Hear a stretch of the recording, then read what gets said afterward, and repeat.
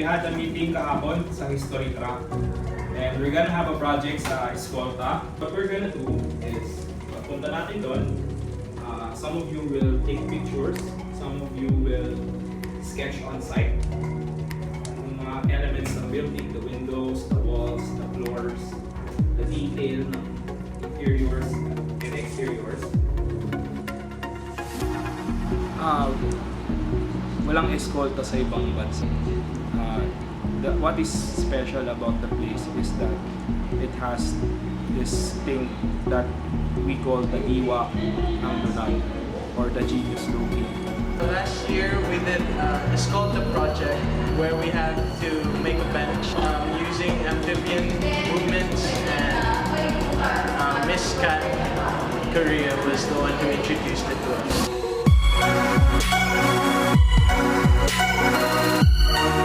Once we get to Escolta Street, I expect to see old historical buildings. Most of them will probably be abandoned. Some would be still in use, but I don't expect them to be well maintained. I think it's abandoned and big. I feel like old buildings are very big and not that noticeable. Once we get there, we're gonna take pictures and draw a few sketches of the buildings located in Escolta.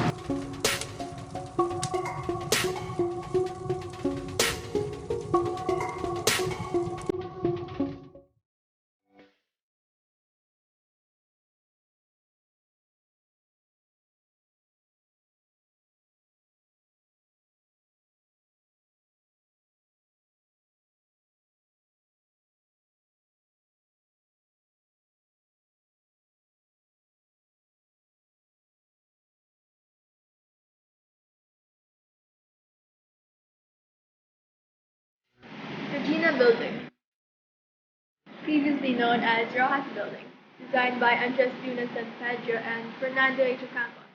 This neoclassical view arts commercial structure was built in 1915. I loved the arts that we saw inside. They also had antiques in it, and they were pretty well maintained, surprisingly.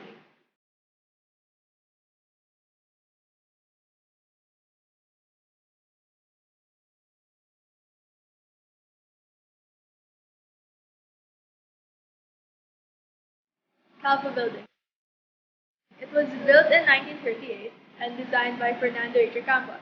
It's another good example of the view arts architecture. I liked how they preserved and situated the antiques.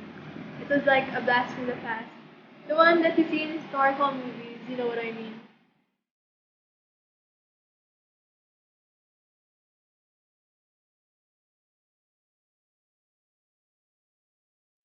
Job Center, also known as Natividad Building, designed by Philippine-born Spanish architect Fernando de la Cantera Blondi. It's also an astounding example of view arts architecture, like a place for competitive businessmen back in the day. JUAN LUNA Building is formerly known as Pacific Commercial Building. The 1950-year-old building is currently undergoing an adaptive reuse and will be open for marketing as JUAN LUNA e-services building in a couple of months. Outside, it looks old, but when you go inside, medyo inayos na siya. It was really spacious inside, so felt like I was in a big man. And what I like about the JUAN LUNA building is that when we went up, yung pinakataas, you can see the view because you can see the different kinds of buildings built in Manila.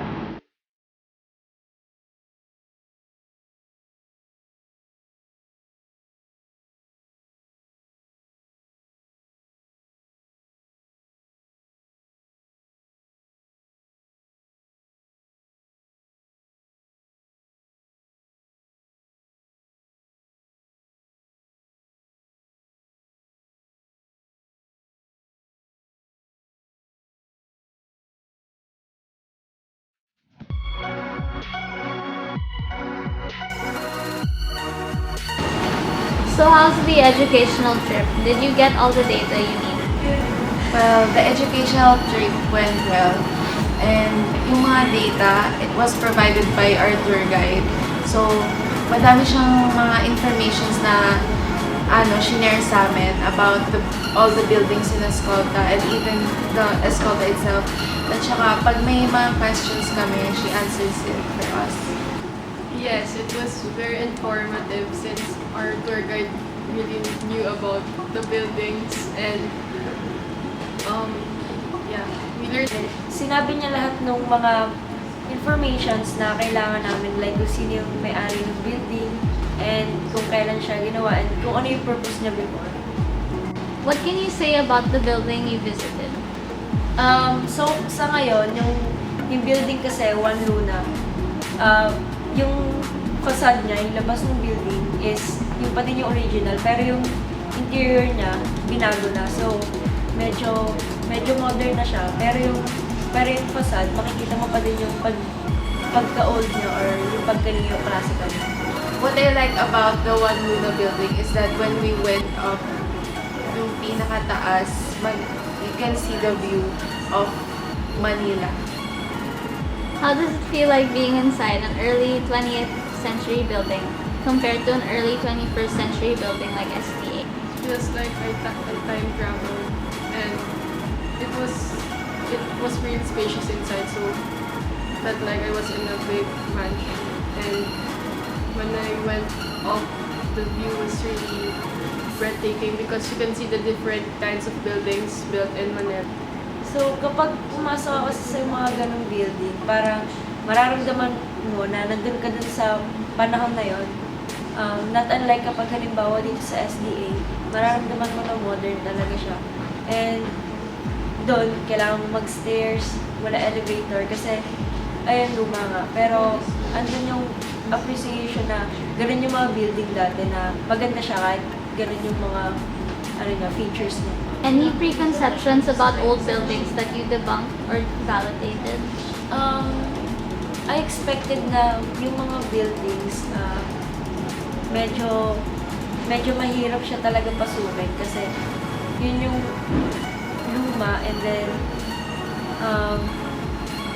medyo madumi na siya tapos hindi masyado na-preserve kasi. So, medyo pangit yung unang pagtingin. Pero, after the trip, iisip mo na ganun talaga siya, magiging ganun siya. Kasi, it passed 3 years. What are your tasks now? I am part of the research team and research about the building. So, I'm infographic team and sketch team.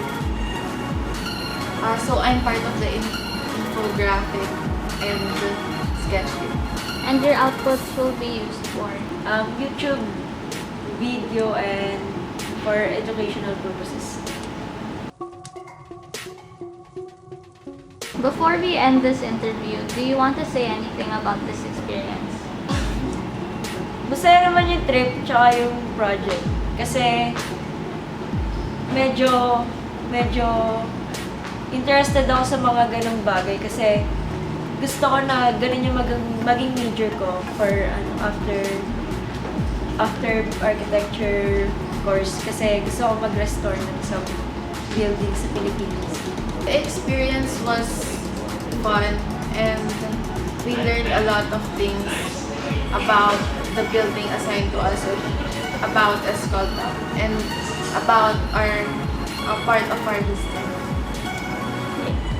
I think this will be memorable because it's my first time being exposed to those kind of buildings, and I think we all became really inspired after seeing how architecture was before.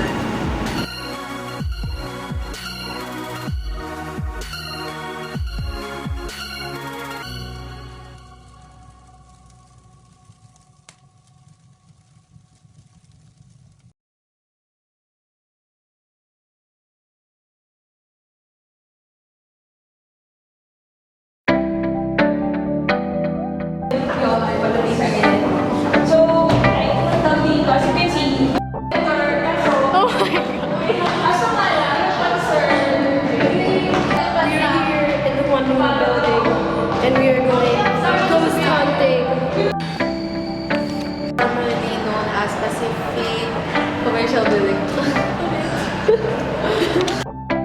Ano na lang, pwede bang cut How do you pause? Knock off.